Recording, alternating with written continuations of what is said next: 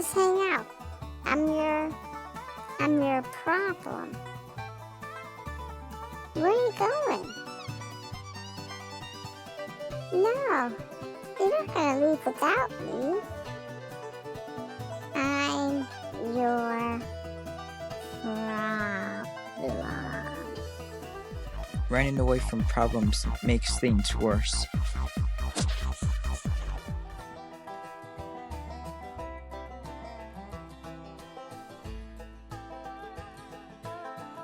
Hi, everyone, and welcome back to Transition Awareness Breathing Podcast.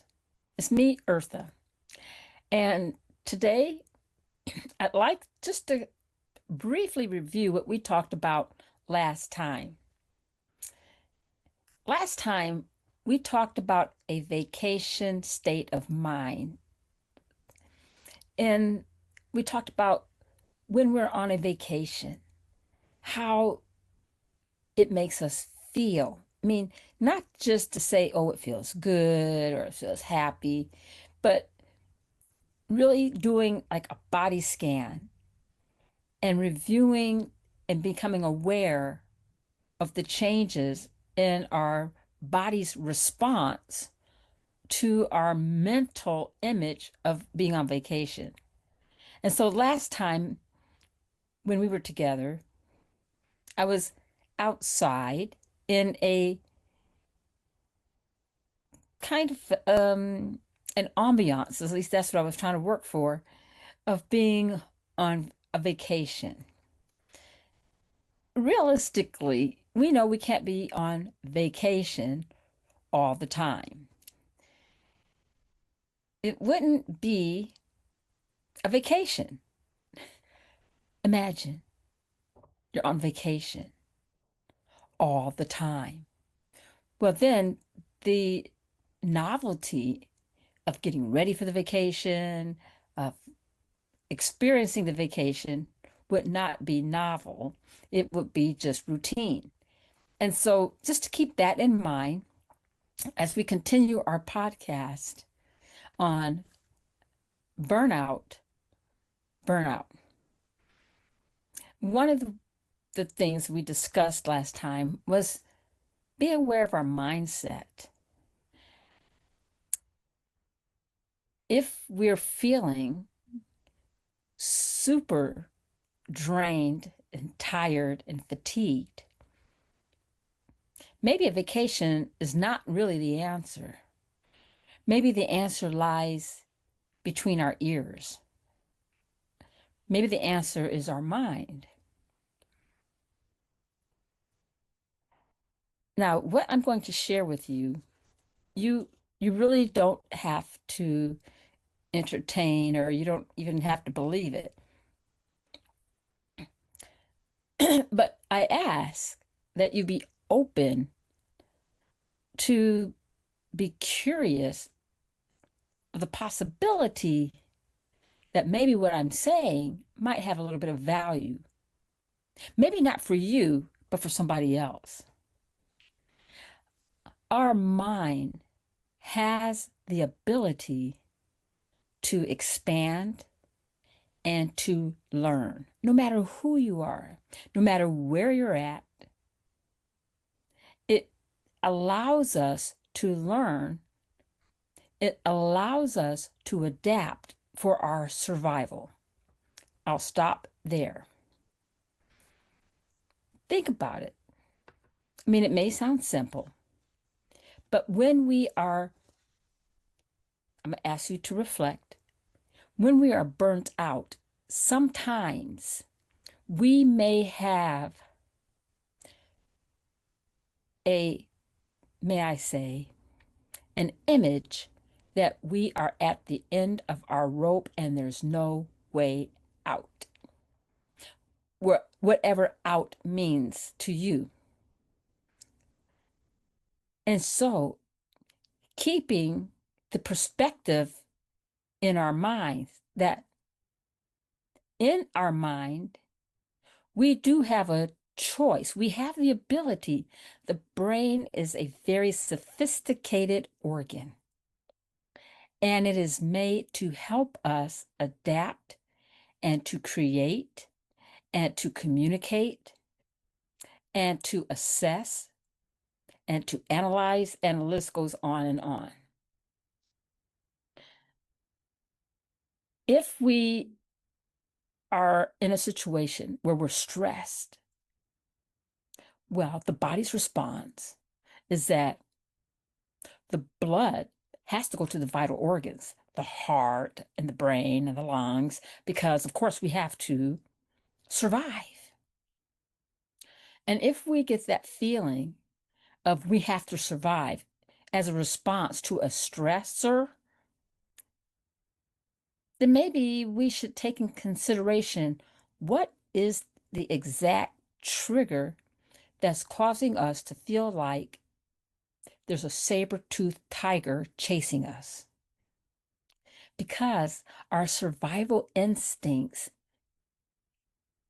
was put into our bodies a long time ago in prehistoric times so that we could survive.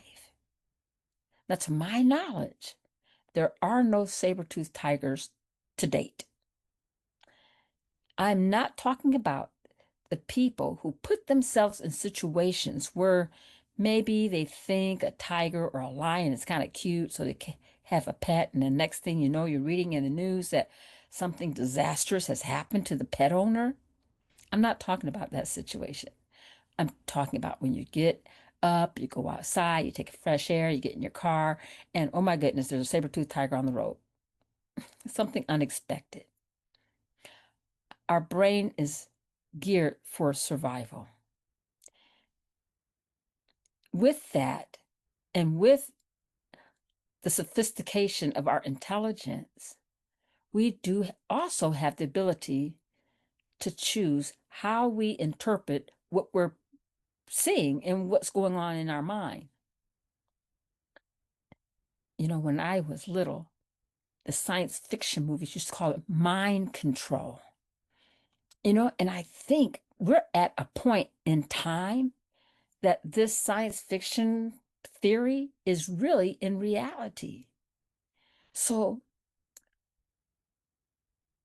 may I ask, who's in charge of our minds? Who's in charge of your mind?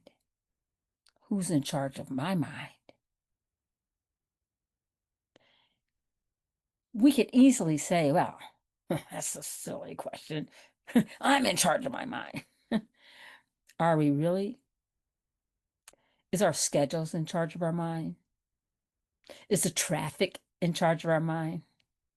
That person that creeped in front of you when you knew you were running late, and your response that came out of your mouth, or the fingers that they come off the steering wheel and do some creative gestures? Who's in charge of your mind? Because all those reactions and responses, if they're not positive or productive, we still made that choice. And if our response is positive and productive, we made that choice too. Here's an example. I wrote it down recently. I've been doing this with my students, and what we're doing is telling different stories and scenarios. If you don't mind, I'd like to share with you. Imagine you've had a busy day and this is a requirement that you have to do some traveling for whatever reason. Whether it's for your business or your school, or maybe you're in a sport team or whatever, you have to do some traveling. The traveling requires you to pack a suitcase and relocate to a temporary space for a short period of time, and you have to catch a plane. Now, as you're going to the airport, construction, of course, is there, and it's causing you a little bit of stress because now the traffic is backed up, and you did leave on time, that 2 hours, 2.5 hours, but this was unexpected. You get to the airport,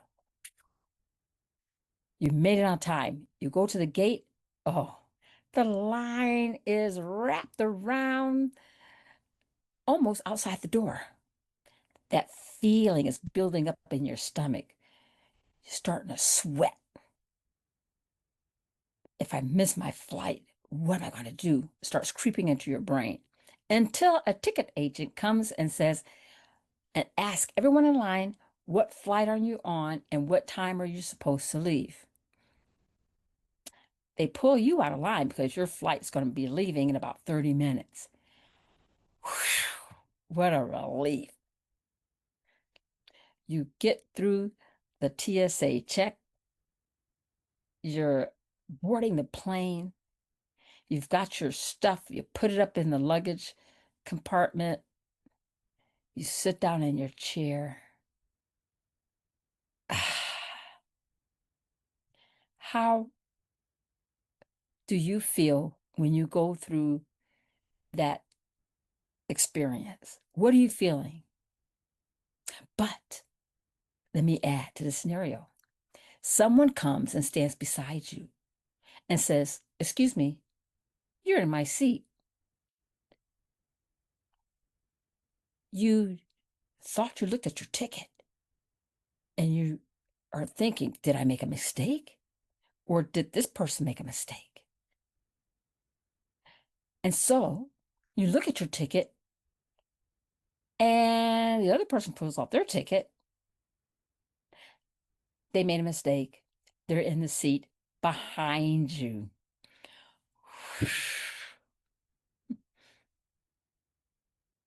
Now the pilot is making their announcements and you're about ready to take off. For me, as I share that experience, I can feel when I went through the relief part of the scenario, it was almost like a vacation state of mind, that the pressures were off and I'm in the right spot at the right time, even though it was a little bit cutting it short. I made it. And so that vacation state of mind, we don't have to be on a vacation. We may want to consider making our goals realistic is one suggestion. Sometimes we could be so efficient that we can throw ourselves into an anxiety reaction because our efficiency is unrealistic. And maybe this is the first time you're doing something, if you're working on a project, and so you don't know. And maybe you cut the time short, and you didn't realize that you needed more time. Another suggestion is to forgive yourself. Be forgiving of yourself and learn from your experiences. The third suggestion is to ask for help. And that might be the most difficult part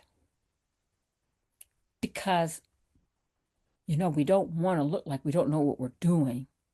And I don't want to look like I'm incompetent.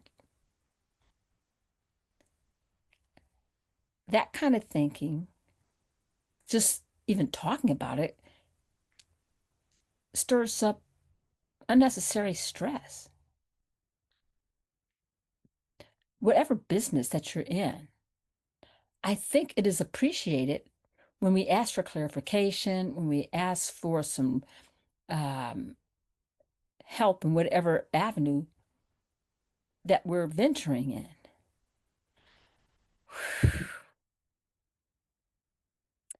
I've once worked on a project a long time ago when I was in the Navy. I thought, "Ah, okay, I've run these kind of courses before because I was in the Navy, a nurse educator. I had to put on a lot of programs. Certain parts of different programs requires, certain different types of contacts with different people. And I got to a point, it's like, wait a minute, this program needs XYZ. I've never done XYZ. I'm not an XYZ nurse. the the stomach in me, the stress comes out in my stomach. It tightened. Take a breath. Don't panic. I tell myself.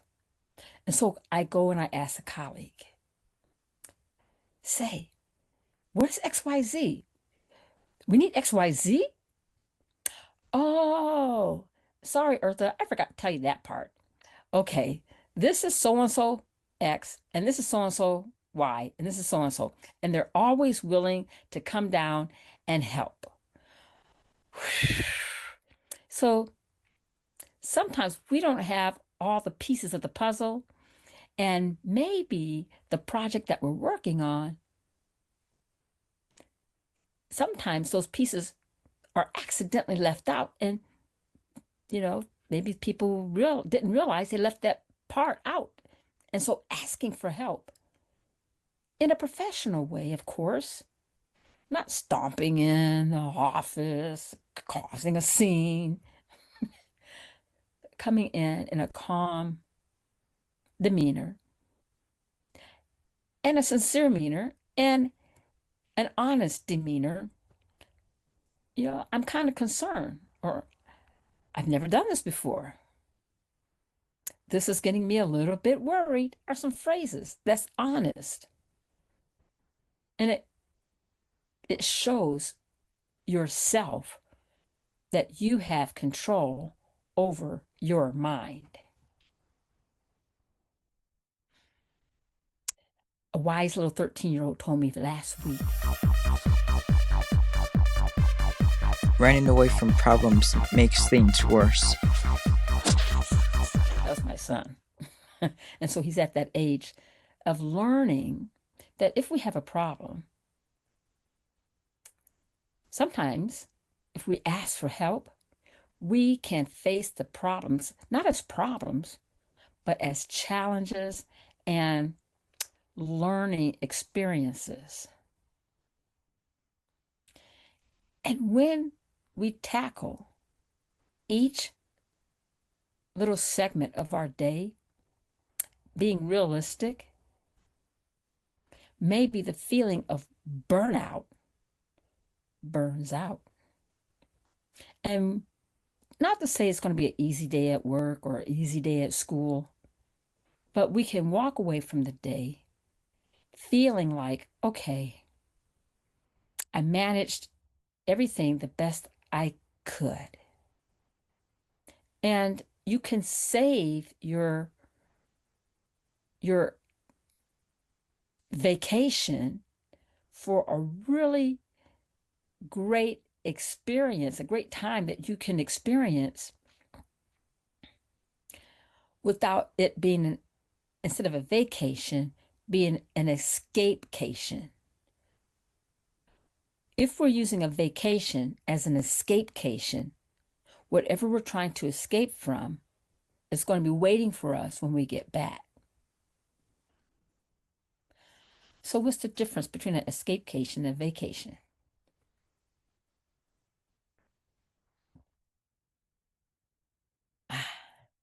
I really like that mushroom coffee. Well, to me, it's not coffee, it feels like hot chocolate. And so since I'm not in my vacation spot, I brought one of my favorite things I like to drink with me as I'm doing my podcast. And so there's a suggestion. We could take a little bit of our vacation state of mind with us. Maybe it's a favorite beverage. Maybe it's a favorite picture in the office. An escapecation is like the survival, flight, or fight mode. We don't want to fight. We don't want to be confrontational, but we certainly don't want to meet the problem. And so we're trying to escape. A vacation means to vacate the space and time where we're at right now for a few days, months, a week, a weekend, an hour, and we'll be back. You're intentionally going to return but you're just stepping away for a bit. And mindfulness can be like that. We're just going to take a few moments and step away for a bit and enjoy our vacation state of mind.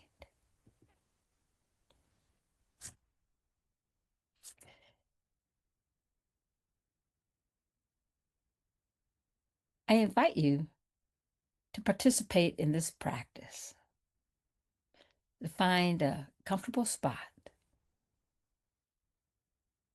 and allow yourself to be open to a mindful practice of a vacation state of mind.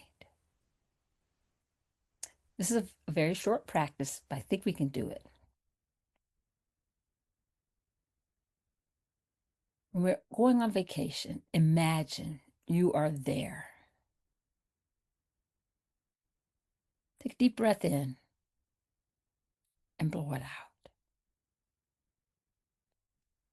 And take in the scenery around you. Now, as you're looking out and you're seeing that you're in your office or you're in your class, find something in the room that might remind you of a favorite vacation spot.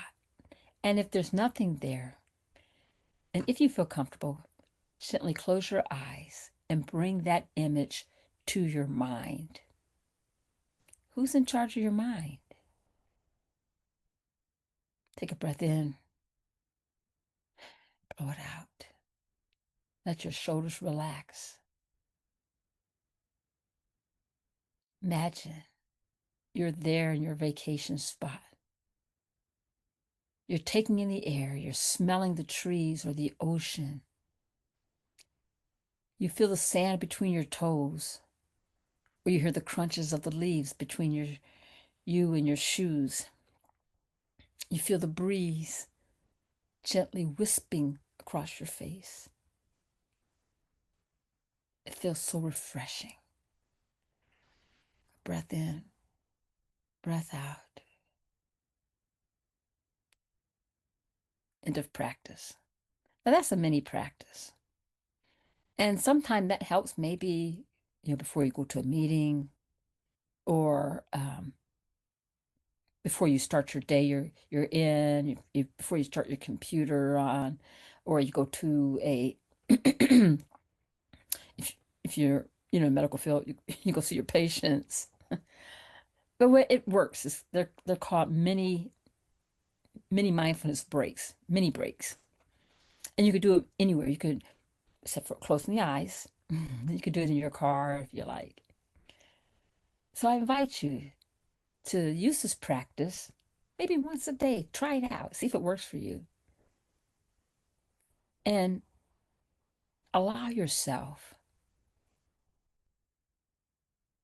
to be in charge of your own mind as you're burning out burnout. Thank you for joining me, and I look forward to talking to you again next time.